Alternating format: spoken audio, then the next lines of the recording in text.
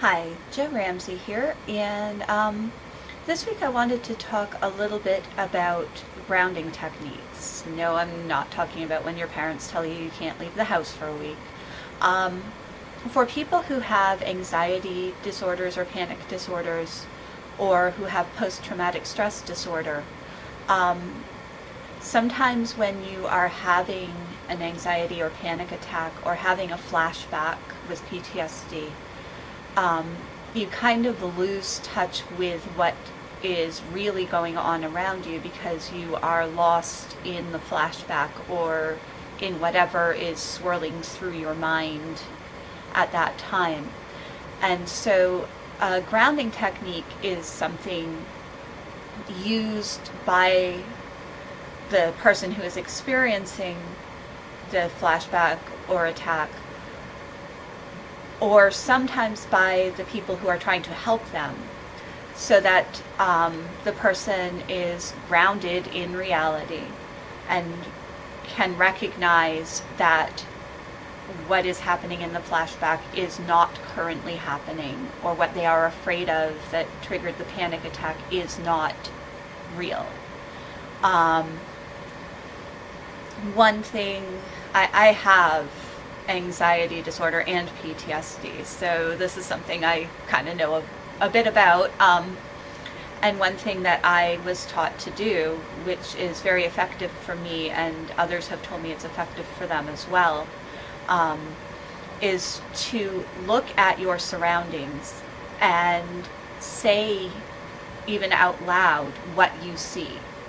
For example, if I were going to do that right now, I would say, I am sitting on my rolling chair and it's really uncomfortable, and my desk is hardwood with scratches from my cats, and my computer keyboard makes a lot of noise when I use it, and there are cars going by outside my window, and I am in my apartment in 2016 and I am safe here. There have been times when I've had to have help from my husband or somebody else who cares about me to do that. And in those circumstances, for me, what usually works is having the person who is helping me hold me and just very quietly say, "You are here, you are with me, you are safe." For some people, being touched at a time like that is not something that can happen, and that's okay. If you are the partner or family member or friend of somebody who has these issues, it's best at a calm time to ask that person, "If this happens, how can I help you?"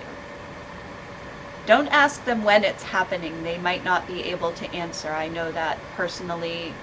When I am in that place, sometimes I cannot speak. So if you are trying to help somebody who has anxiety or panic disorder or PTSD, talk to them about it at a time when they are calm and able to speak with you. Things like that can be scary, both to experience and to see someone you care about experiencing.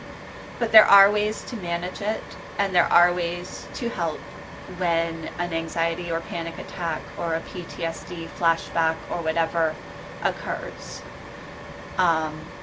If you have those, I hope that you are getting some type of counseling, because it can be very beneficial if you find the right counselor or therapist.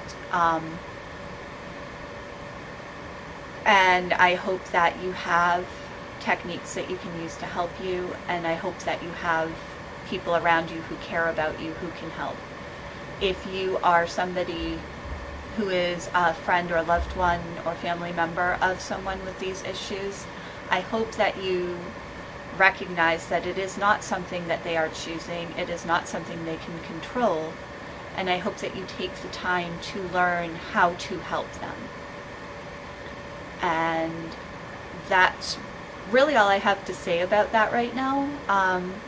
But there are a lot of resources out there available to learn about grounding techniques and coping strategies. And so I hope that you will take advantage of those.